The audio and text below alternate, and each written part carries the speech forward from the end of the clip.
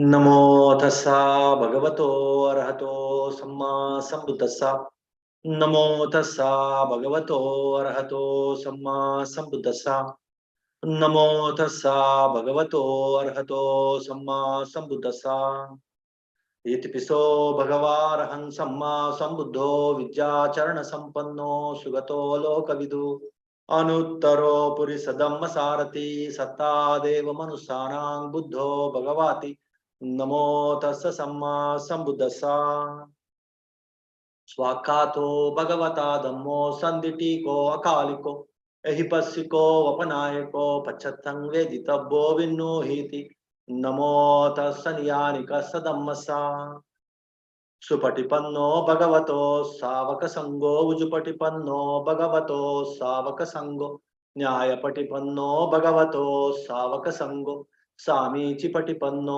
भगवतो सावक संगो यदिदं चत्तारि पुरिसयुगानि अट्टपुरिसपुग्गला एषा भगवतो सावक संगो आहुनेयो पाहुनेयो दक्किनेयो अंजलिकरणीयो अनुत्तरं पुण्यकेतं लोकस्साति नमो तस्स अट्ट आर्य पुग्गला महासंगसा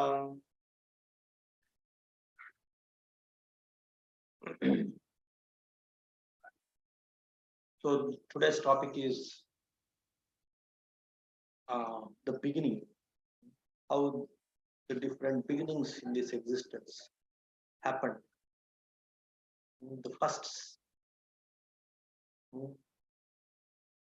The beginnings of what? Like beginnings of the universe, the beginning of the earth, the sun and the moon and the world systems, the beginnings of not just this heavenly bodies or this earth or these world systems. So also about the different beings in these heavenly bodies, or also on the earth, how the different beings they originated, they started their first appearance. The human beings, or the divine beings, or the lower beings. And not only this, the beginnings of the different classes among the human beings, like the warrior class, or like the spiritual class, or the religious, or the class which are like more interested in, say, looking for higher wisdom. That kind of human beings, kind of human class, and the human class which is more interested in the financial matters,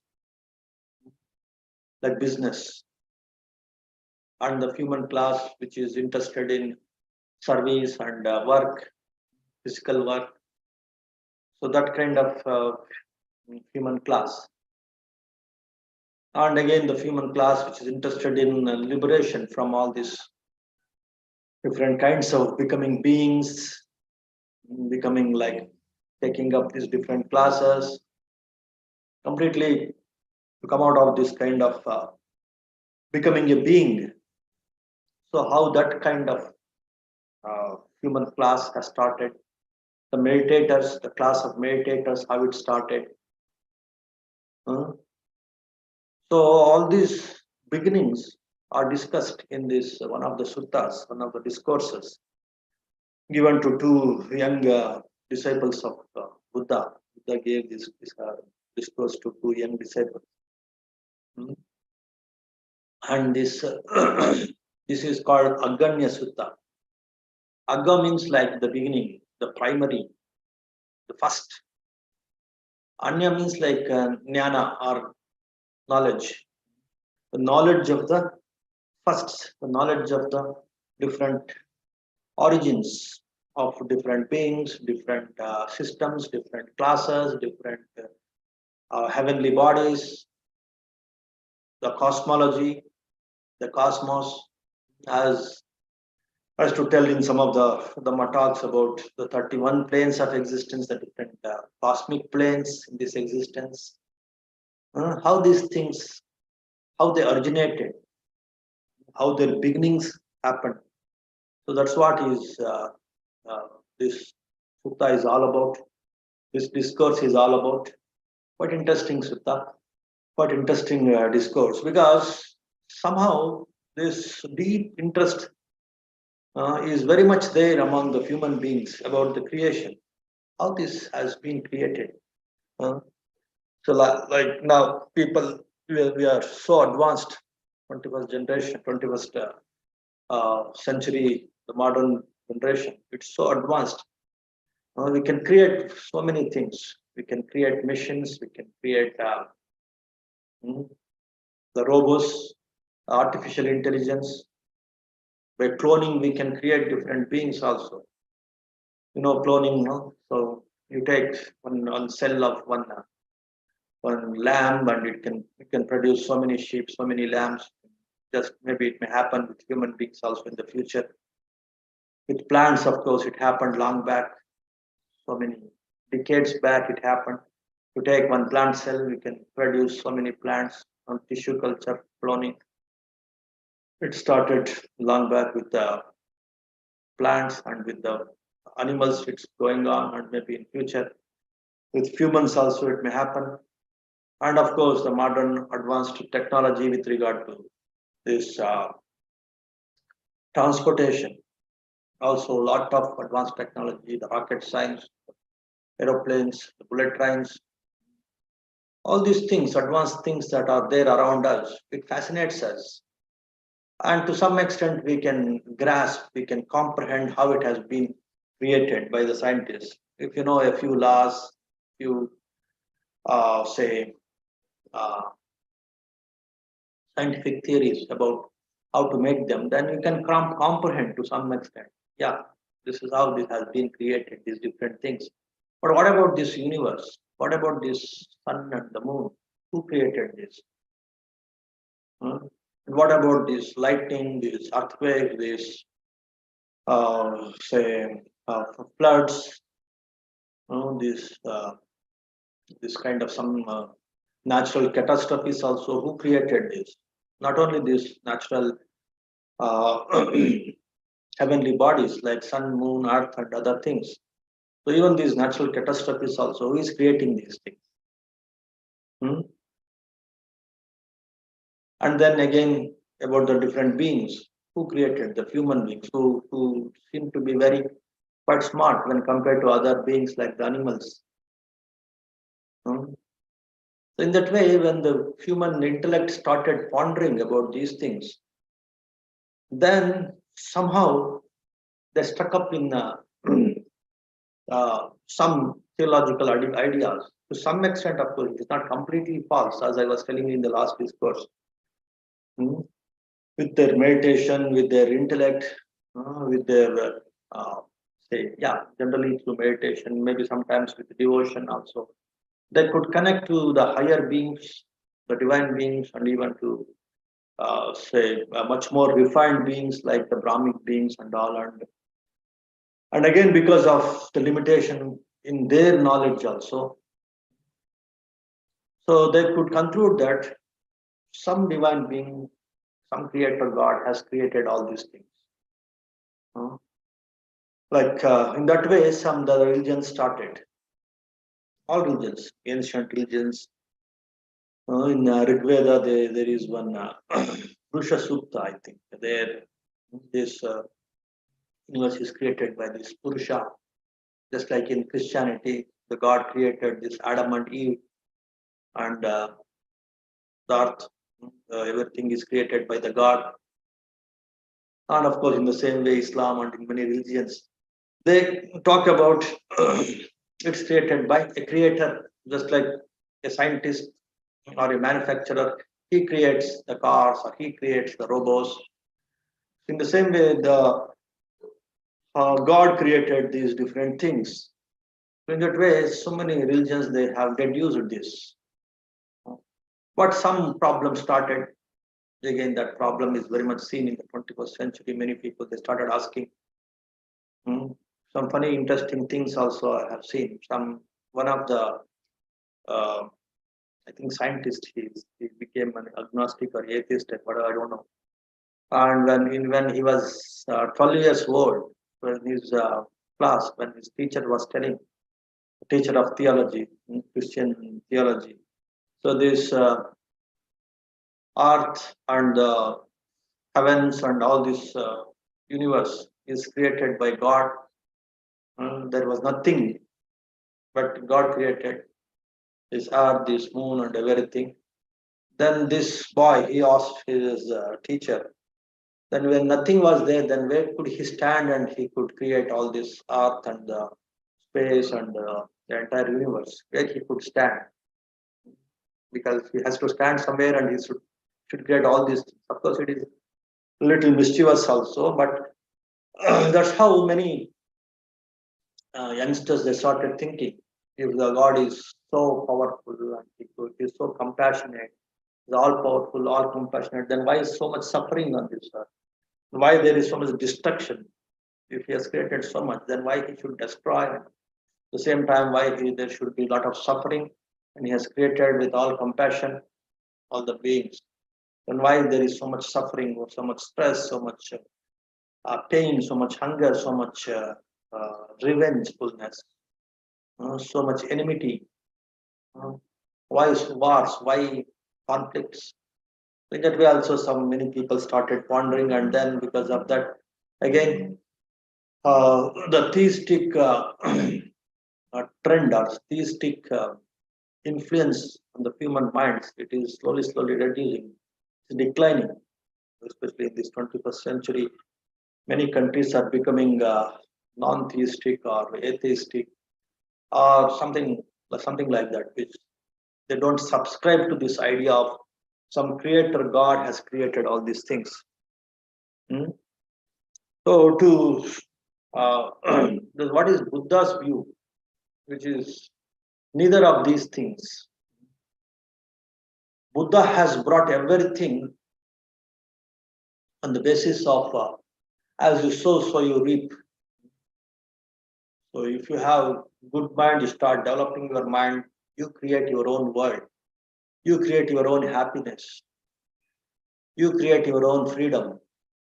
If you have ignorant mind, if you have unskillful mind, unintelligent mind, then you create, then you invite suffering, then you create your own bad world around you, and you invite a lot of suffering.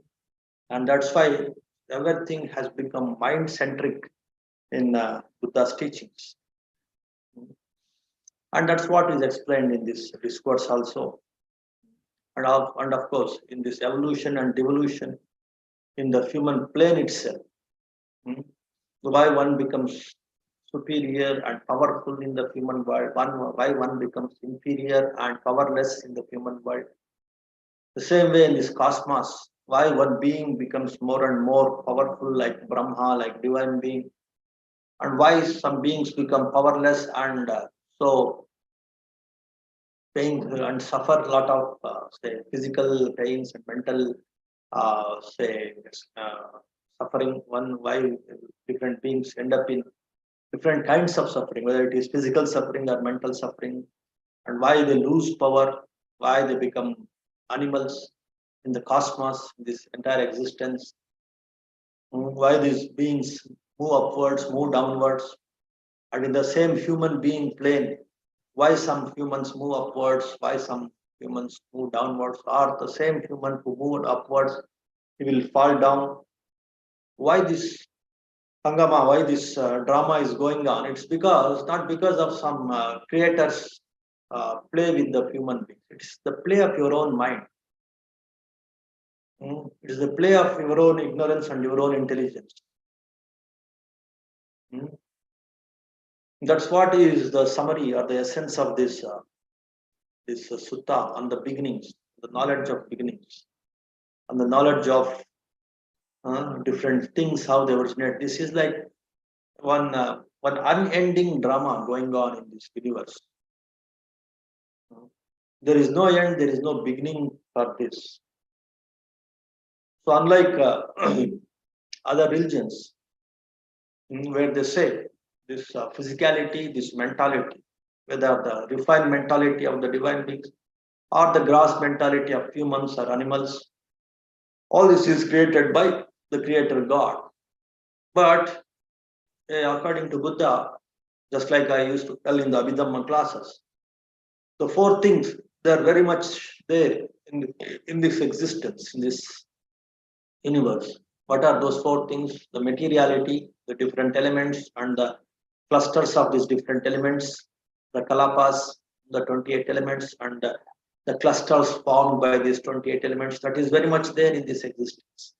And they're coming together and their, say, dispersal, or the dividing or dispersal. So that's happening because of the minds which are deserving it or desiring it. Deserving it or desiring it. When you deserve and desire, then such kind of that starts with the chetasikas, with these mental factors. And these mental factors, they are again very much there in this existence. And again, the question of who created these mental factors, who created the groups of these mental factors, that is the chittas, that is not answered. And that is very much there. It has taken as granted in this existence, it is there. And then what Buddha's suggestion is, like whichever you want some refined consciousness, refined mental factors, then you should understand how to refine your intellect to make it more moral, more refined, more sensitive. And then automatically the refined mental factors, the refined consciousness, you start accumulating. And that in turn will start accumulating the refined materiality. And then you may become the divine person, your divine being or the Brahmic being.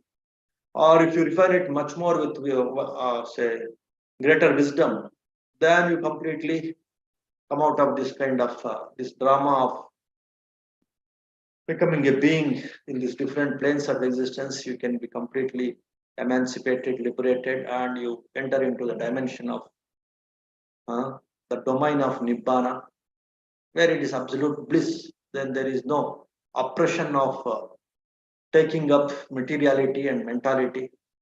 You are free from this cycle of births and deaths. So in that way, Buddha is more focused on the suffering and how to come out of suffering. And based on that, he started explaining about how these origins of different beings, different planes of existence, this origin of the earth and the sun and the moon and the world systems, they happen. As I told you, if your mind is refined, you create a refined world around you. If your mind is gross, you create a gross world around you. In that way, it's all the way you handle your mind. The way you handle your mind. If you handle your mind with wisdom, then you create a heaven for yourself. If you handle your mind without wisdom, with ignorance, and because of ignorance, with greed, with hatred, with delusion, then you create a hell around you. As a human being, also you create a lot of suffering around you. And if that intensifies, then in this cosmos, you create the hells around you after the death also. You create the animal world around you by becoming an animal after the death. You create an uninfluential the class. You enter into the class of uninfluentiality, even if you take birth as a human being, if you have a gross, unintelligent mind. Because of that reason, the entire approach of Buddha is the approach of buddhi. So start developing your buddhi, start developing your wisdom, and then you can create your own world. And if you don't want to create this nonsense of this births and rebirths, then you can enter into the plane of Nibbana and completely you will be free from all kinds of creation. So that is what is the essence of this. All Buddha's teachings, of course, that is very clearly explained in this discourse, the Aganya Sutta. Agam is like the primary or the beginning or the origin or the start or the first. That is the Agga. Anya is like Jnana, knowledge. The knowledge of the firsts, the knowledge of the beginnings, hmm, the knowledge of the origins of different things. That's what is there in this uh, discourse. Now, of course, the essence of the discourse, the main points in the discourse we will see in this Aganya Sutta, and then you can ask questions also. So we'll just make it a little brief, and after 15-20 minutes, you can ask the questions. So, like two young disciples, they were from some higher class during that time. They were from some priest class or some this Brahmin class. Those two young Brahmin students. They approached. They were like the trainee monks. They were not yet like the monks. They wanted to. They were like novices. So like they just started learning Buddha's teachings, and they were quite say inquisitive, and they came to Buddha when Buddha was walking in Shavasti, one of the monasteries given by Vishaka. One lay devotee, female lay devotee, she offered one monastery to Buddha, and there he was walking. And these two young disciples, they came to Buddha, and there Buddha asked them about their learning and all. And then this discussion happened about the origins of different classes, different castes, different varnas, and then the origin of the different beings. That discussion also started. Not just the human beings, not just the different classes in the human beings, how different kinds of beings in this existence started, and how the superior beings they have fallen down, they have declined to human beings, and how these human beings, if they don't develop their mind, they decline, they fall down to the animal realms or the lower realms. That discussion started, and again this during this declining of the higher beings, superior beings into the human beings, how these different systems like this solar system, how this earth, how the sun and moon, they formed. So all these things are discussed, and all these things, the essence, the key takeaway, the essence is how much a being is refining his mind. That is the deciding factor. If the refinement of the mind is not up to the mark, then the decline will start. The purification of the mind doesn't happen, then the decline will start at the different planes, like from Brahmic planes to the divine planes to human planes to the lower human planes like the animal planes. That way the declinement starts of the being, because he has ignored this refining of the mind. And if he started working on refining the mind with intellect, with intelligence, with awareness, with right feelings, that many of you have started up, like understanding the four faculties of the mind and refining them suitably, authoritatively, rightly, then the progress of this evolution or this progress in the superiority of the worlds, the happiness, the refinement, everything, it will be in the progressive order, in the upward direction. When that refinement is not there, rather you start becoming more foolish and more gross and more lowly in your thinking because of your foolishness, not properly understanding about the path of happiness. The path of happiness is the path of refinement. Without that knowledge, when you become more and more grass, more and more, say, filled with this so-called immoral things. When you start attracting the immoral things or the gross things, then the mind also becomes gross and develop some kind of heaviness, and oppression, and the body also becomes gross, and the body also become heavy, and that oppression becomes more and more clear. It starts dominating, that oppressing, that heaviness will start dominating, and you fall into lower and lower realms and lower classes also. That's what is Buddha's say authoritative clarion call for all the beings, including these two youngsters, to work on the mind purification, to work on the mind refinement, with sensitivity, with clarity, with confidence, with awareness. So that's what is the essence. But now we will see the actual discourse also, so that we will get some insights when we go through the actual discourse also.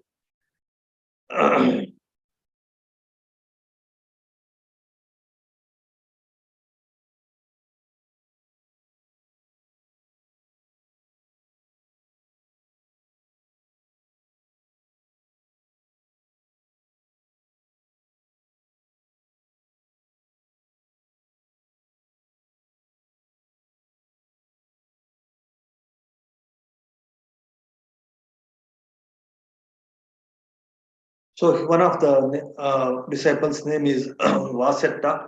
So addressing him, Buddha says, of course, before that, Buddha talks about the importance of this mind purification through meditation by giving up all these homely life or this household life. After that, Buddha asked this Vasetta, one of the disciples, after a very long period has passed, this cosmos contracts. Just like this Big Bang theory, now the scientists they talk about Big Bang theory that has been very much, say, elaborately explained by Buddha long back. Buddha is talking about the contraction of the cosmos, this universe. When this contraction of the cosmos, this universe happens after a long time, as the cosmos contracts, sentient beings are mostly headed for the realm of streaming radiance. There, they are mind made, feeding on rapture, self-luminous, moving through the sky, steadily glorious, and they remain like that for a very long time. When the existence of the universe or this cosmos starts contracting, what happens? All the beings here, in another sutta, Buddha says, all the beings here either say they become like say very they're scared of the the suffering of this human world, and they start say, developing their minds, and they become nearly 1000 years in advance from many divine beings, and they will visit the human world, and they will tell the human beings to work on their mind, otherwise the doomsday will come, will happen, and everybody will be perished. That kind of warning will be given by the divine beings, and because of that, many humans they start working on their mind, and they enter into one Brahmic plane called Abhasara. Abhasara Brahma. Abhasara means like there is, it's a mind made, very refined world, Brahmic world. They don't require all these worldly food and all worldly requirements, worldly shelter, worldly clothes, all these things are required, not required. And they become Abhasara Brahmas, streaming radiance, the realm of streaming radiance. They enter into that realm of streaming radiance. When the world starts contracting, the cosmos starts contracting, the beings enter into this Abhasara Brahma realm. Okay, so then they remain like that for a very long time in that contraction of this Big Bang thing that's happening in this universe. When the entire universe starts contracting at that time, because this earth and all will be vanished, will be destroyed. Because of that reason, many beings they take birth in this Abhasara plane of existence, Abhasara Brahma plane of existence. There the minds are very, very refined, very, very sophisticated. They stay there for a very, very long time. During that time, the entire world systems will be destroyed. The earth and the moon and everything will be destroyed. As in the other discourse it was explained, it will be completely burned down, or it will be completely like say yeah. So this law, continuous rains, continuous fire, completely destroys the world and the world systems. Because of that, these Abhasara Brahmas, they remain in that Abhasara plane for a very, very, very long time. They stay there only. They remain there only. There comes a time when, after a very, very long time has passed, this cosmos starts expanding. During the contraction time of the universe, they remain in that Abhasara Brahma plane. Like Brahma beings, very, very powerful, very, very subtle Brahmas, very, very refined Brahmas, they remain there, the beings. And then what happens when the cosmos starts expanding? And again, who is making this cosmos to expand, cosmos to contract? No, it's like the flux. It is like again, like it is the natural theory kind of thing, like this Darwin's theory or something like that. That's what is happening in this existence. Who is doing this? That becomes insignificant in Buddha's teaching. Just like I told you, this Abhidhamma, these ultimate truths, the Chetasikas are there, Chittas are there, Rupa is there, Nibbana is there. If you should select, if you want to become more and more happy, more and more refined, then you should develop that smartness or intelligence of choosing what among these both kinds of good and bad consciousness, good and bad Chetasikas, good and bad materiality, and ultimately coming out of this all good and bad and entering into the state of Nibbana. All these things are very much there. These principles of expansion and contraction are going on. And it is your choice now to select where you should fit into. So that's what is about the creation of this expansion and contraction of the universe. So that's happening because of it's again because of the influence of the minds only.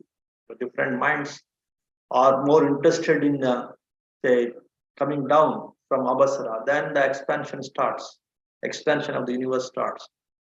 When the influence of the minds, they have realized that these world systems are not like this earth and the world systems are not very refined, then the contraction of the world system starts and they give up these lower world systems and they remain in that Abhasara, very, very refined, very, very sophisticated Brahma realms.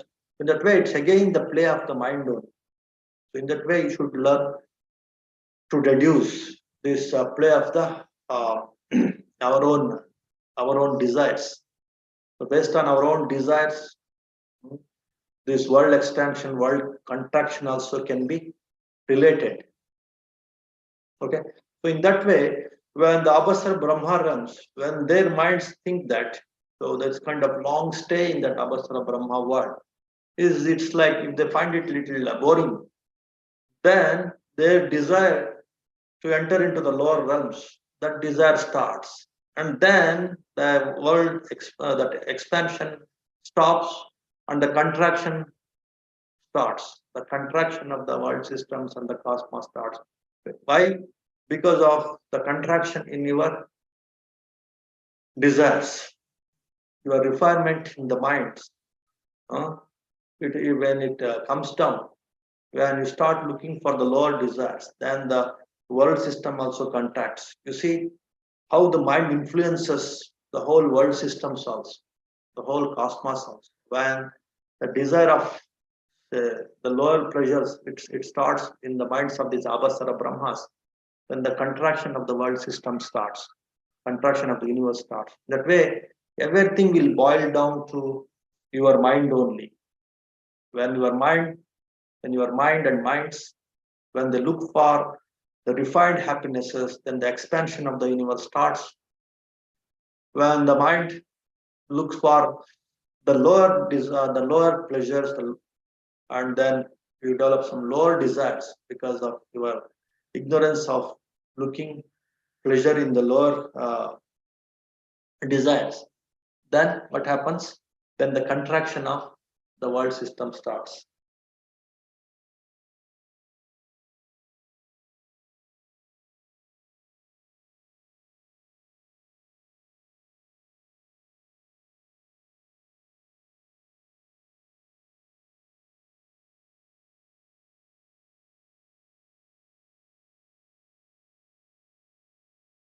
So there comes a time when, after a very long period has passed, this cosmos expands. As cosmos expands, sentient beings mostly pass away from the host of radiant deities. Yeah, sorry, there is some slight change. So when you start developing lower desires, then the expansion starts. Then the desire means like looking for other things. When you look for other things, automatically the expansion in the universe also starts. When you look for the refined things, the contraction of the universe starts, and you just enter into the Abhasara plane, because during that contraction period, the destruction happens of this earth and all. So then you enter into Abhasara. When you look for the different desires, then the expansion also becomes different. So it starts expanding in all directions. When the cosmos starts expanding, means like your mind also start expanding within the different desires. So in that way, you should relate. So sentient beings mostly pass away from that host of radiant deities and come back to this realm. Here they are mind-made, feeding on rapture, self-luminous, moving through the sky, steadily glorious, and they remain like that for a very long time. But the single mass of water at that time was utterly dark. The moon and sun were not found, nor were stars and constellations, day and night, months and fortnights, years and reasons, or male and female. Beings are simply known as, there is nothing like sun, moon, and all these things. There is nothing like male and female and all these things. When this period of expansion starts in the universe, the beings are self-luminous. They can move all around in the space also. There are nothing like male and female. No moon and sun also. And the beginning of this expansion starts, and the minds also, they're looking for different kinds of pleasures. They're just bored, they're fed up with the pleasures of the Abhasara Brahmas. Now, some qualities of that self-shining and all, it is still there. They can move around, they can fly around. And there was completely utterly dark because they are self-luminous, because of the light which comes out from their body itself, that is good enough for them to move around and see the things. There is no need of moon and sun. That time beings were simply known as beings only. There is nothing like male beings or female beings or divine beings or human beings, nothing like that. They were simply beings with some mobility, with some self-luminosity. After a very long period had passed, solid nectar curdled in the water. There is one single mass of water also on this earth system, and it starts curdling. So this water starts curdling, and solid nectar starts appearing on this water. Solid nectar curdled in the water, just like when you curdle the milk, the cream appears, or something like that. When you curdle the curds, then that butter appears. In the same way, here the water, when it is curdled, some nectar appears. It appeared just like the curd on top of hot milk rice as it cools. It was beautiful, fragrant, and delicious like ghee or butter, and it was as sweet as pure manuka honey. Now, one of those beings was reckless, thinking, "Oh my, what might be this?" Out of curiosity, you see, this is the problem of the unnecessary curiosities. When these different beings, when their desires started diversifying, Then this kind of appearance of water, appearance of nectar, it starts appearing on this water, like a cream on the milk. This nectar starts appearing on the water. And one of the being who is little reckless and develops some curiosity, and he wanted to know again, because it is because of the expansion in the desires, expansion in the curiosity, expansion in the desires. So that makes him to taste this cream. What might be this? They tasted the solid nectar with their finger. They enjoyed it, and craving was born in them towards these sensual things. Now only the mental cravings. Now after tasting this nectar, the mental cravings, it has created in a way this kind of, it becomes, say, it appears, started appearing in the physicality also.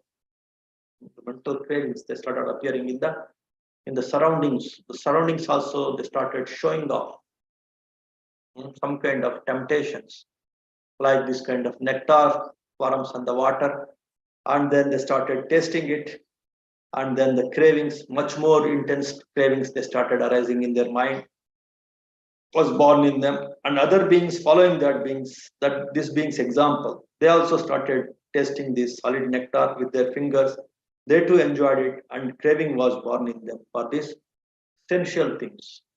So the taste is the first sensual thing that has trapped these abasara beings, the Brahmic beings, who sometimes, many times, they think they are the cause for all this creation. In that way, they were thinking. And once their mind started becoming more and more curious, and when they start creating this kind of curious things around them, like this nectar and all, then they started tasting this, then this taste sense, the desire for taste sense objects, the craving for the tastes, they started, and their decline also started. The decline in the Abasara Brahmas, it started. Then those beings started to eat the solid nectar, breaking it into lumps. It becomes more solidified now, it becomes lumps now. The nectar, it has started to become lumps. But when they did this, the luminosity also vanished. When they start eating the solid things, they used to eat the rapture. The rapture means some kind of the joy, the mental joy, and that arises in the mind because of the refined minds. That is the food for these Abasara Brahmas.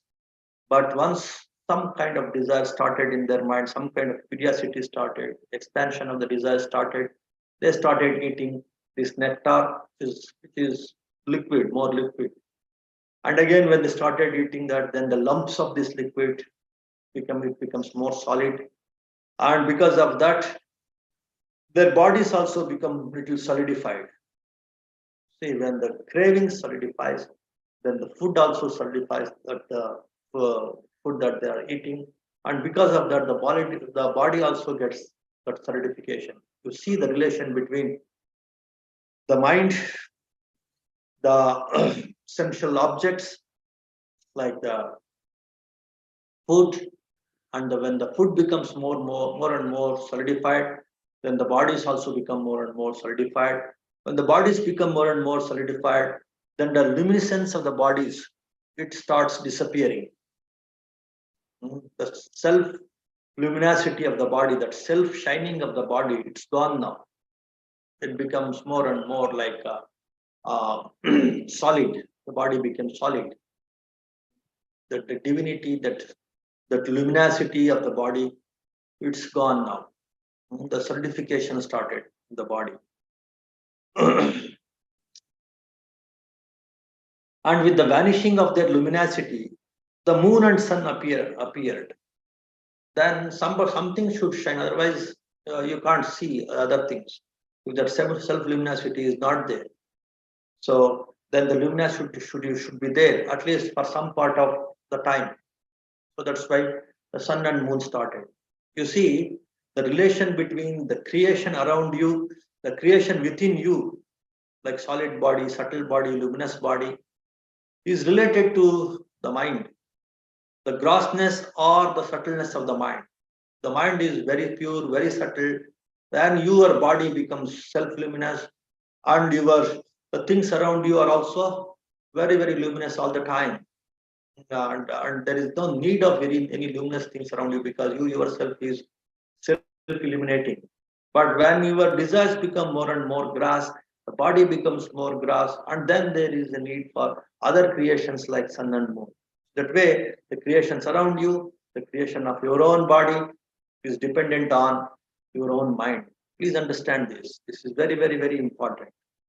Your mind is your creator. Your mind is the forerunner. Your mind is the leader. All kinds of creation. That's what is all kinds of creation, all kinds of happiness, all kinds of suffering, all kinds of liberation, all kinds of bondage. Your mind is the root. That's what is the essence that one should deduce from all the teachings of Buddha. Then only you are truly following the Buddha. Otherwise, if you take up some other superficial nonsense things for some socio-political reasons or for some other silly reasons, then you are not truly into this path of Buddha. So finally, we should know that even the creation around me, my own body creation, my own social status, everything depends on my own mind, how I am handling my mind, my own desires, my own sophistication of desires, my own grossification of desires, my own solidification of desires. So if everything is rooted in the way I handle my mind, if this understanding won't develop in your mind, then you have not understood the Buddha's teachings. This in that way should relate this teaching, this origin of the universe, origin of the classes, origin of the beings, origin of the heavenly bodies. These things also should be related to how the mind works. If this you can able to comprehend, you got it. You got the importance of the mind-centeredness, the mind culture, the mind purification, even the not only the creation of your body, the creation of the whole universe is dependent upon the universe around you is dependent upon your mind, the way you're handling your mind. This is the most important key takeaway all Buddha's teachings. But here it is specifically about the creation around you, how it is dependent on your mind. That significance you can realize here. So, and with the vanishing of the luminosity, the moon and the sun appeared, stars and constellations appeared, not just moon and sun, even the constellations, stars also they appear, again because of how much purity of the mind is there. For the Brahmic beings, all these kind of stars and constellations, that problem will not be there because they are above these stars and constellations. They are self-luminous and all. But when you have fallen down, then you created the stars, constellations, sun and moon. Days and nights were distinguished for those who have fallen down. For the beings who are still in those Abhasara realms, for them the days and nights, constellations and stars, sun and moon, all these things are insignificant and meager. They're just quite above that. And so were months and fortnights and years and seasons. All these things are for those beings who have fallen down. To this extent, the world had evolved once more for these fallen down beings. Then those beings eating the solid nectar, with that as their food and nourishment, remained for a very long time. By eating the solid nectar, they also live for a quite long time. But so long as they eat the solid nectar, their bodies became more solid and they diverged in appearance. Because of eating the solid food more and more, then the bodies also become more and more solidified. And the divergence, different kinds of bodies, different kinds of colors, these things started. Some beautiful, some ugly. And again, it depends on the mind, the desires. Like in the Mettani Samsa Sutta, I was telling you, the mind is full of metta, loving kindness, then you have beautiful appearance. When you develop some kind of irritation, some kind of ill will, some kind of grudge, all these things started in your mind, then the appearance becomes ugly. So in that way, beautiful, ugly, this kind of diversity, this kind of diversification, also divergence also started in the appearance. And the beautiful beings looked down upon the ugly ones. We are more beautiful, they are ugly ones. And the vanity of the beautiful ones made the solid nectar vanish.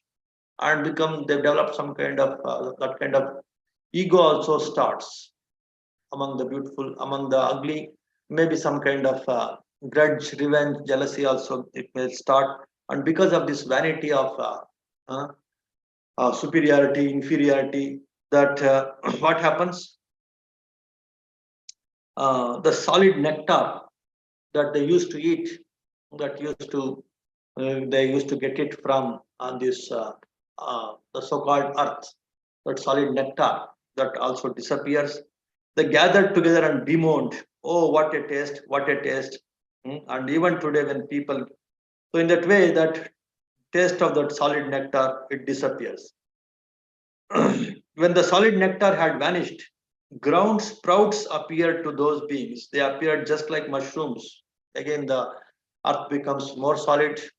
That nectar also, when it disappears, the earth becomes more solid. From this earth, some kind of sprouts started like mushrooms.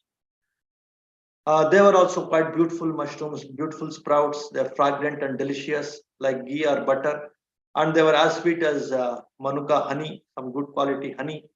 Then those beings started to eat those ground sprouts. With that as their food and nourishment, they remained for a very long time. Like say, earthbound deities, we say in the Buddhist cosmology, earthbound deities, they used to eat some very, very uh, divine food, like this kind of food only. So this kind of earthbound, these mushrooms, which are very, very delicious, such kind of food they used to eat. Their bodies became more solid, and compared to that nectar eating beings, these uh, these mushroom eating beings, their bodies become more solid, and they diverged again in appearance, some beautiful, some ugly. And the beautiful beings also developed some kind of vanity, the ugly ones also developed some kind of say inferior mind. Then when this goes on, the corruption, defilement of the mind, then the grossness of the body also happens, and the grossness in the food and in the surroundings on the earth, the grossness becomes more and more, say, conspicuous, more and more conspicuous. The grossness becomes more and more conspicuous. When the ground sprouts had vanished, bursting pods appeared, like the fruit of some fruit tree, like some fruits, you can say. They were beautiful, fragrant, and delicious, like ghee or butter, and they were also quite sweet as manuka honey. Uh, from that, refined mushrooms, and then you are getting more solid food, which is also, of course, quite sweet. But that solidification increased bit by bit. Then those beings started to eat those bursting pods. With that as their food and nourishment, they remained for a very long time. But as long as they ate those bursting pods, their bodies became more solid and they diverged in appearance, some beautiful, some ugly. And the beautiful beings looked down upon the ugly ones, and the vanity becomes much more stronger among these beautiful ones and the ugly ones.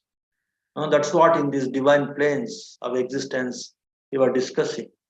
In the higher divine planes, the beauty is relatively better, and the lower planes like Tavatimsa, then Chatumaharajika, then the beauty also reduces, solidification also increases, the grossness increases, the vanity also increases. In that way, the downfall is increasing bit by bit from the Brahmic beings to the divine beings, and the higher divine beings to the lower divine beings, the lower divine beings. Again, how the downfall starts. That's what Buddha is explaining. Again, depending on the corruption in the mind, the grossness in the desires, that is bringing down the Brahmic beings to the divine beings, higher divine beings to lower divine beings to the human beings also, how the beings fall down. That Buddha is explaining here. They gathered together and bemoaned, oh, we have lost these burning parts. In that way, they started bemoaning. Of course, their intelligence is not developing. Only their suffering, only their ignorance is increasing. That's all. When the bursting pods had vanished, ripe until rice appeared to those beings. Until rice. Just there is no need to grow the rice. Automatically, the rice starts appearing. It had no powder or husk, pure and fragrant, with only the rice grain. There is no husk. There is no powder also. Direct these rice grains they appear. What they took for supper in the evening, by the morning had grown back and ripened. And what they took for breakfast in the morning had grown back and ripened by the evening, leaving no trace showing. Then those beings started eating these ripe until rice with that as their food and nourishment, remained for a very long time. You can say the solidification increased. Then when the solidification increased, then the liquid to this nectar, nectar to mushrooms, mushrooms to the pods, pods to rice, rice to this kind of soil-borne rice. All these things will happen. Then the bodies also become more and more solid because the desires also becoming more and more solid in the human minds. And the desires are becoming more and more solid because the ignorance also becoming more and more solid. But so long as they ate that ripe until rice, their bodies become more solid and diverged in appearance. And female characteristics appeared on women, while male characteristics appeared on man. This grossness keep on increasing. That this kind of divergence in the shape, in the color, and also in this kind of femininity and gender also starts. Diversification means like at least two genders.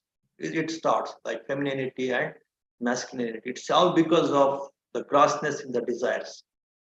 The body also becomes gross, and the grossness in the body it leads to diversification or divergence in the gender also. The male and female, the men and women, they became lustful, and their bodies burned with the fever of lust. And this fever, they had sex with each other, and this producing children. So in the divine beings, this kind of population and producing children because of the two sexes, that is not there. It's all because of the grossness of the mind and the grossness of the desires. They are falling down, and this kind of masculinity, femininity started, and this copulation started, production of children started. Those who saw them having sex pelted them with dust, dirt, ashes, cow dung, saying, "Get lost, filth, get lost, filth." How on earth can one being do that to another? And that even today, people in some countries, when a bride is carried off, pelt her with dirt, ashes, and cow dung. They are just remembering the ancient primordial saying, but they don't understand what it means. So, in that way, when this grossness increased, those beings which are who are little bit still in that little superior desires, they find this as the inferior desire, and they start say condemning, reprimanding that kind of inferior desired beings who develop this kind of lust and this kind of say physical contact, copulation, all these things. So that time, this little bit uh, inferior, the superior beings were having bit superior desires. They started accusing, abusing, scolding, reprimanding. So that tradition sometimes you can still see now also in some countries, in some traditions, when the bride gets married, that time they throw some dust and they pelt some stones on the newly married, say, couple's house. Thus, it has become one kind of tradition. That's all. But it started with some intention in the beginning. In that way, Buddha is talking about here. What was reckoned as immoral at that time, these days it is reckoned as moral. That time it started this pelting stones, dust and all, because it is immoral. But now it has become like one kind of fun, one kind of ritual kind of thing, fun kind of thing. It has become moral now. The beings who had sex together were not allowed to enter a village or town or for 1 or 2 months. Ever since they excessively threw themselves into immorality, they started to make buildings to hide their immoral deeds. Then one of those beings of idle disposition thought, hey, now why should I be bothered to gather rice in the evening for supper and in the morning for breakfast? Why don't I gather rice for supper and breakfast all at once? They used to gather the rice which is very much available around them in the fields, in the jungles. So now why should I simply go and have this rice once in the morning, once in the evening? I should let me gather for both my morning and evening now itself. So in that way, that hoarding started, accumulating started, accumulated started. After this, people living together as husband and wife, when it started, then hoarding of this rice also started. So that's what she did. Then one of the other beings approached that being and said, "Come, good being, shall go together. We shall go and gather rice." So then there is no need for me. I already gathered for both morning and evening. Then again the greed and the desire started more intensely. Then instead of gathering for one day, they started gathering for 2 days, 3 days, 5 days, 10 days. Then that hoarding and gathering and accumulating, possessing, that possessiveness started. Again, it's because of the solidification of the desires. This possessiveness also becomes more and more intense. In that way, that gathering and possessing and holding, it started for 8 days, 10 days, 1 month and all. But when they started to store up rice to eat, the rice grains became wrapped in powder and husk. It did not grow back after reaping, leaving a trace showing, and the rice stood in clumps. Then those beings gathered together and bemoaned, oh, how wicked. That time the rice used to grow by itself, but now the cultivation they have to do now. Then they started, they have to, because they can't grow by themselves, then they have to start cultivating them. After a very long period had passed, solid nectar, this kind of the rice with husk and powder, all this, it started. And then they started cultivating this rice, making boundaries. They started making boundaries. Then when they started making boundaries, so this side, whatever rice I have grown, it belongs to me. That side, it belongs to you. Then what happened? They grabbed the one who had done this and said, you have done a bad thing. Then this robbing, stealing also started. When this boundary started, because this husk, it is not growing by itself now. This rice is not growing by itself now. They have to grow it now. When they have to grow it, then this boundary started. When the boundary started, then this stealing and cheating, those things also started. Then you have done a bad thing, you have done a good thing, all this bad and good, this cheating and stealing, all these things started. Then somebody should say, no, now somebody should start giving judgment. This is good, this is bad, this is yours, this is his. So for that, then those beings gathered together. Oh, how wicked things have happened. And they started bemoaning. In that, stealing is found, blaming is there, lying is there, taking up of rods. When this blaming, lying, all these things started, then they started taking up rods and the hitting and these conflicts and aggression and violence, that also started. Why don't we elect one being who would rightly accuse those who deserve it, blame those who deserve it, and expel those who deserve it? We shall pay them with a share of price. Then somebody should judge and should enforce some laws on those who indulge in this kind of stealing and this kind of lying. So then this selecting or electing a person who is strong enough, who is wise enough, and also strong enough to implement some laws, some rules, some strict vigilance, who can do that. We will select them. We will pay some amount for him, some contribution we will make from our side for his service of controlling such people. So in that way, this Mahasammatas means like approved by, accredited by, or acclaimed by many people, one person is selected. He is called a Mahasammata or Raja. So in that way, this Kshatriya class, it came into existence. Who are smart enough and powerful enough, strong enough, smart enough and strong enough to control this kind of lying people or say stealing people or say the violent people, to control such people. Out of some Mahasammatas were selected, approved by many people. One person is selected, or one group of people, they are selected as the the watchmen, or the powerful people who control the wicked people. So such group, the Kshatriya group, has started. Among these, the fallen beings, from the Brahmic beings to the superior divine beings to the lower divine beings to the human beings. They started the solid things, solid food, solid rice with husk, rice which has to be grown, and then the boundaries started. Because of boundaries, and this growing started, the stealing along with stealing, lying and using rods and attacking, violence started. And to stop and prevent this violence, the Kshatriya class started. Or this rural class, this Mahasammatas or Raja. Rajati means like one who is powerful and smart enough. By seeing at him, we experience some kind of fairness, some kind of justice. So that's why he's called Raja. A Raja is the one who can please people with his very presence, because he balances, he controls, he gives justice.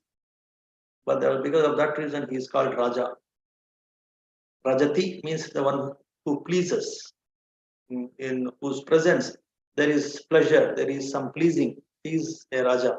So that kind of Raja class or Kshatriya class are these Mahasammatas, approved by many. So that kind of class started. In that way, how these classes started in the world, that Buddha started explaining. The beginning of the classes, the beginning of the divine beings, the beginning of uh, the lower divine beings, the beginning of the human beings, the beginning of the earth, beginning of the systems, solar systems. All these things we have seen, when this expansion is happening in this universe.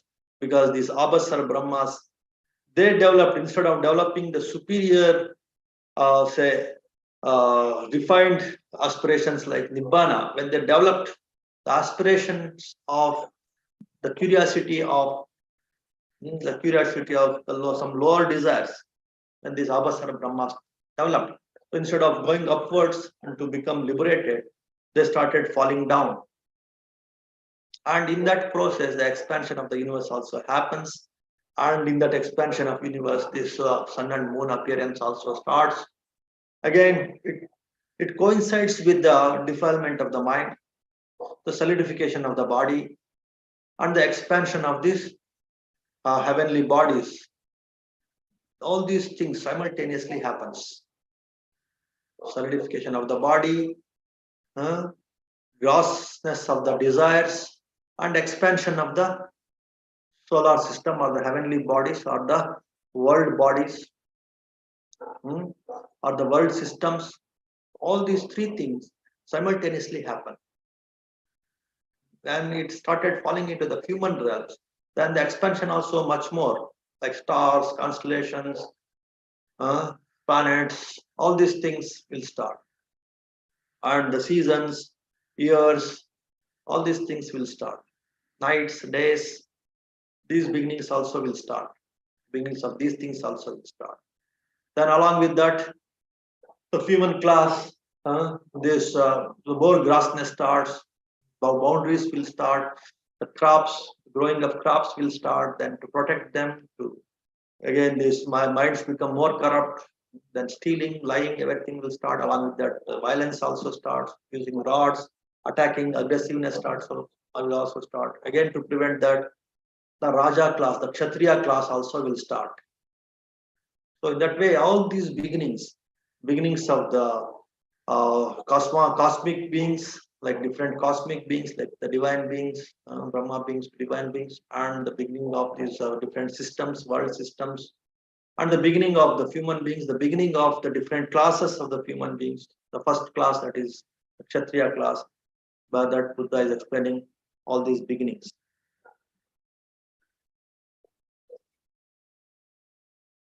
Kshatriya, lord of the field. Kshetra means like the field. So Kshatriya means he is the lord of the fields because he can balance this position, this field belongs to this person, that field belongs to that person. In that way, he can rule the lands, the fields. That's why he is called a Kshatriya also. He is called Raja because his very presence gives that justice, that pleasure, that joy. That's why he is called Raja. And he is the lordship over the fields because of that he is called a Kshatriya. And he is approved by many people. Because of that he is also called a Mahasammata. That class is called the Raja class or the Kshatriya class or the Mahasammata class. That way the Buddha started explaining the origin of the beginning of these classes. The first one is the Kshatriya class.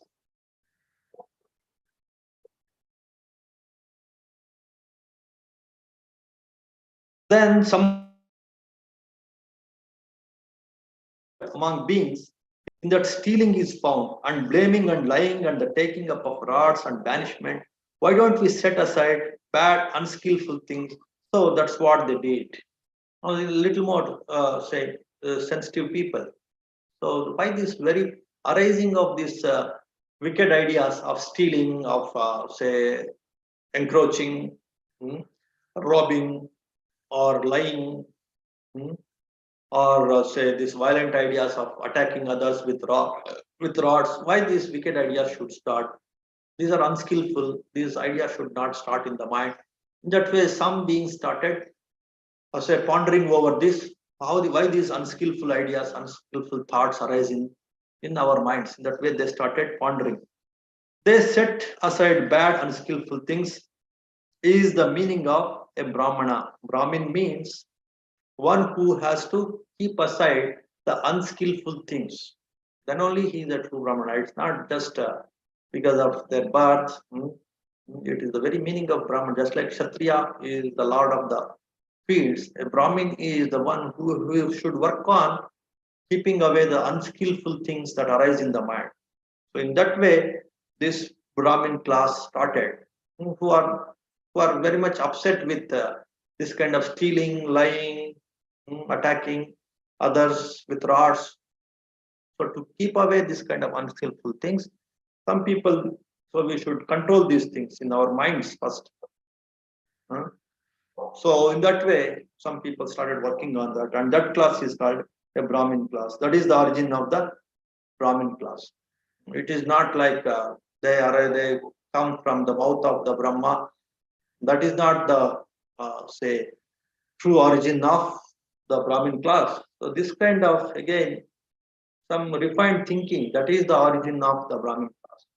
Just like the refined thinking of the Kshatriyas, who are smart enough, skillful enough to fairly distribute the property and the possessions among the deserved ones. The Kshatriya class started. In the same way, the Brahmin class started. The very origin of the Brahmins is like how these very unskillful things they arise in the mind, how to keep away those things. So in that way, some people started thinking. Then this Brahmin class started.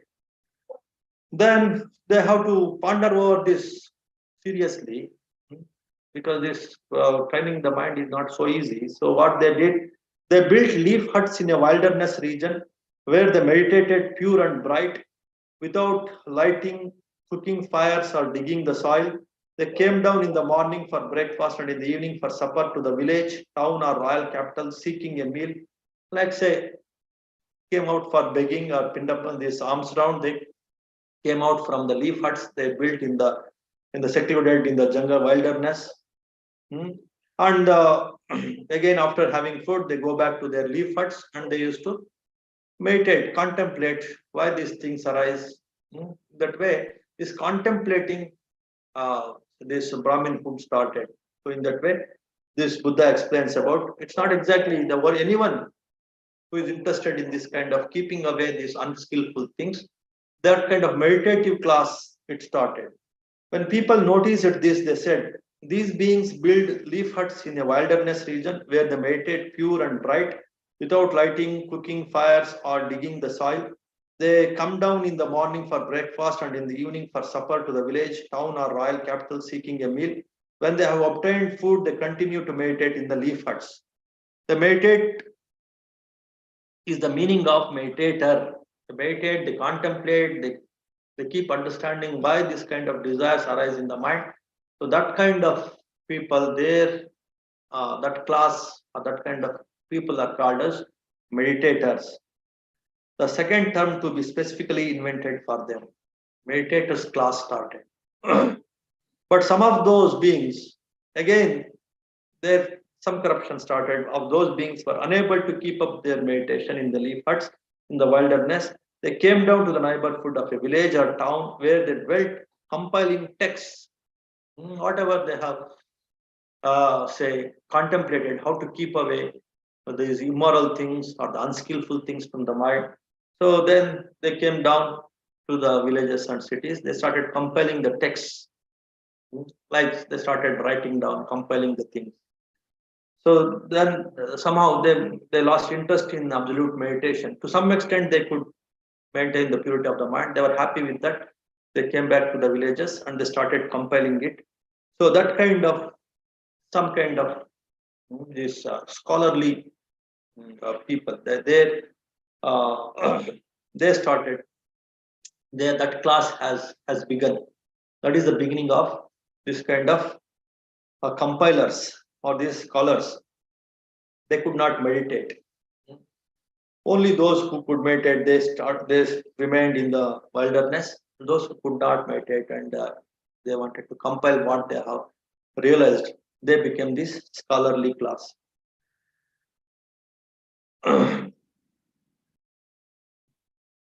They are called as the reciters also. What was reckoned as the lesser at that time, these reciters or this scholarly class who could not meditate, they are considered as the lesser ones. They are reckoned as the lesser ones. But nowadays, they are considered as the primary.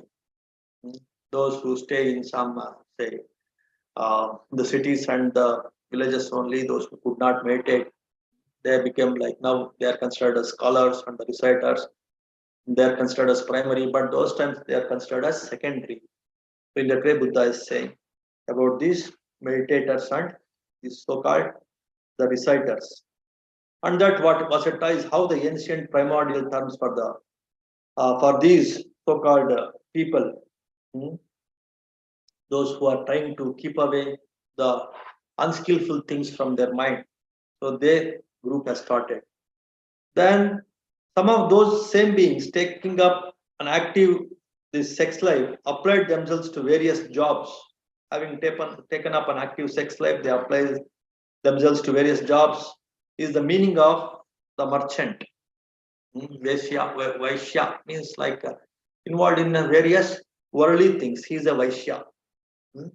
The term is specifically invented for them. That is the origin of the Vaishyas, like those who are involved in so many things where they follow active householders' life. They have children, they have wives, they have the servants, they have the family, and to protect them, they have to take up so many professions like agriculture, business. So that kind of people are called Vaishyas. That's how the origin of the Vaishyas. Then the origin of these Shudras. The remaining beings lived by hunting and menial tasks. They live by hunting and menial tasks and other services. They are called the workers, the term specifically invented for them. And that Vasata is how the ancient primordial term for the circle of workers was created. For those beings, not others, for those like them, not unlike, legitimately or not illegitimately, is the first thing for people in both this life and the next. There came a time when an aristocrat, that means a Kshatriya, a Brahmin, merchant, or a worker, Brahmana, Vaishya, Shudra, deprecating their own vocation, went forth from the lay life to homelessness, thinking I will be an ascetic. But any one of them who understand the limitations of these classes whether it's a Kshatriya or a Brahmana or a Vaishya or a Shudra, when they understand the limitations of it, when they go from house life to homelessness life, then they are all one and the same, because their intention now is to go for the ultimate, that is Nibbana. Then all this discrimination about in their desires, in their mental factors, in their mental defilements, all these things will go away when their aspiration becomes the aspiration of Nibbana. So whatever class they belong to, that they gave up. Then, so that kind of Nibbana aspiring minds, for them, there is no discrimination, there is no differentiation also in their desires also, because now they have the final desire of Nibbana. Then definitely all of them, with whatever menial differences are there among these different classes, they completely go away and they all become one when they give up this householder's life and they enter into the homelessness. That means like complete meditator's life. They're like living in a leaf hut, and when they exclude from this worldly nonsense, and they completely focus on the meditation. Just like in the initial stages, the Brahmins, they're supposed to be like that, but again some defilement started among those so-called Brahmins, and they started settling in the villages and cities, doing so many other things. So now they have fallen down. But with the true aspiration of complete liberation, any one of them from any of these classes who decides to work on the absolute mind purification, they're equally good. There is no differentiation among those who are aspiring to become the liberated, complete mind purification.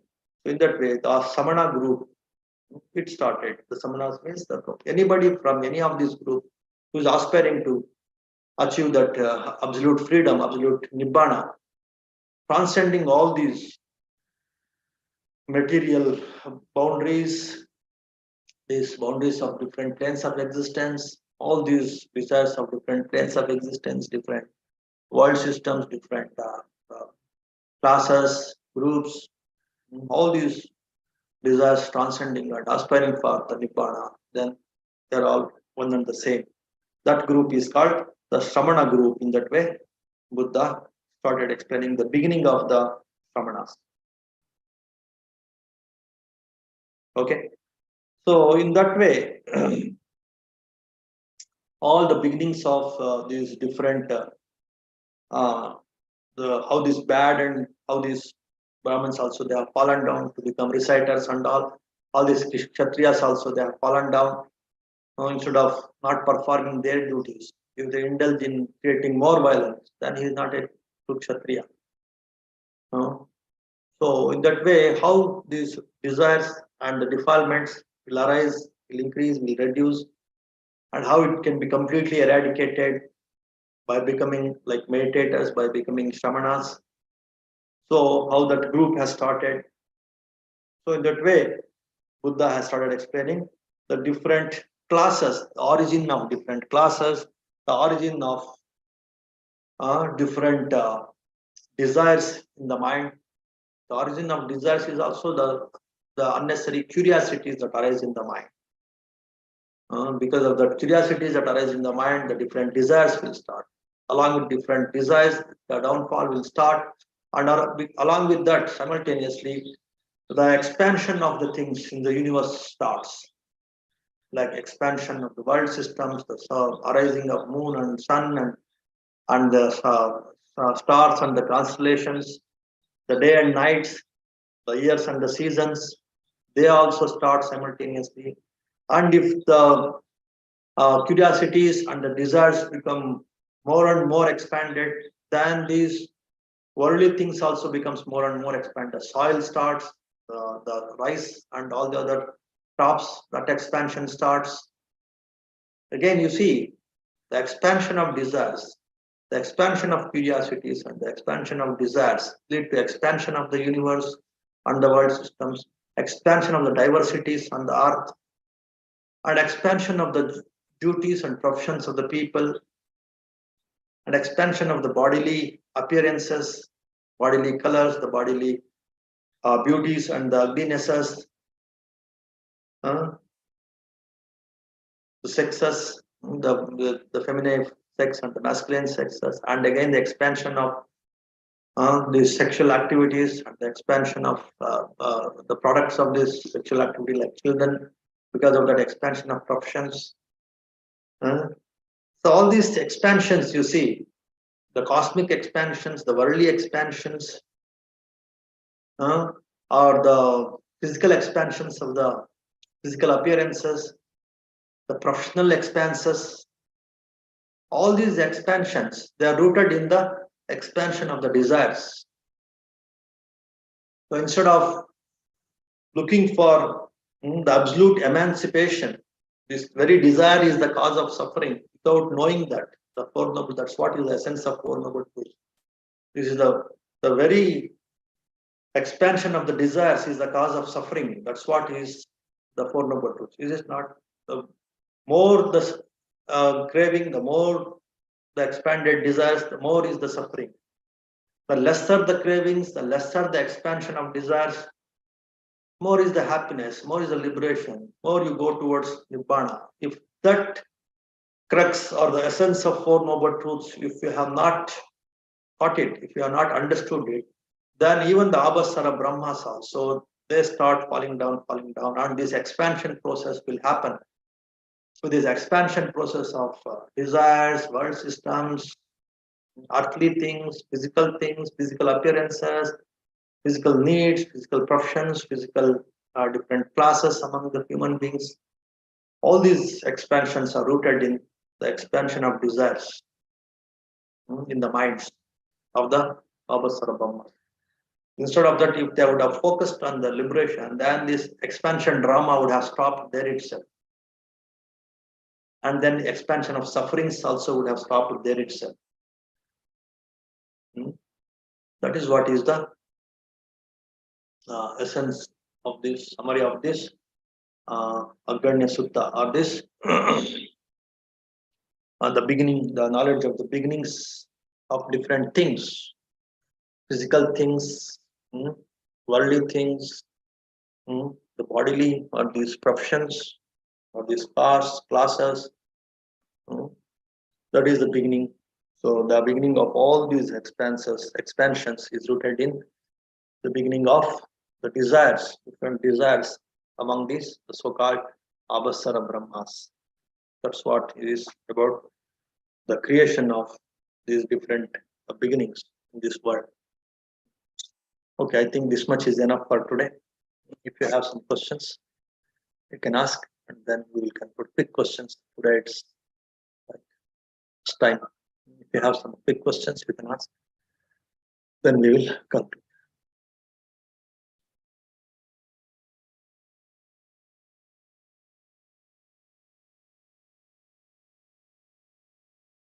No questions. Then we will conclude with one small chanting. Please understand, this is also very, very important. This the knowledge of beginnings. If you understand this, then you understand all the disparities in the life, in the world, all these things, all the inferiorities, superiorities in the cosmos, in the human plane, in the physical appearances. Everything you can sort it out. You can fix it by yourself, by working on your own mind, by working on your own mental factors, by knowing and realizing and fixing them through meditation, through cultivation, proper cultivation, through proper intelligence, through proper wisdom, you can fix. And then you need not blame any other person, including the gods. You need not blame. Like many people, if they don't get anybody to blame for their suffering, for their misery, they blame the God. They blame, of course, in the theistic religions. The theistic people. Now you need not blame anyone for your suffering. Take the self-responsibility and work on your own mind. Then you will be free from the sufferings. Okay, so that's what you should realize in all these teachings. That's what is the key takeaway. That's what is the final conclusion that you should make. by listening to all these different teachings, different discussions. Okay. Namo tassa bhagavato arhato samma sambuddhassa bhavatu sabba mangalang rakkantu sabba devata sabba buddhanubhavena sabba dhammanubhavena sabba sanghanubhavena sada sotti bhavantu te sukhi bhaveyan nidukko aham nicca aham viya ida chame sukhi hontu majjata chatavedino imam higammante dhamme satta hontu sukhi sada ato parancarajyesu chakkavale sujantano sadhu sadhu sukhi hontu. May all of you be happy, healthy and peaceful. May all beings also be happy, healthy and peaceful. Sukhi hontu.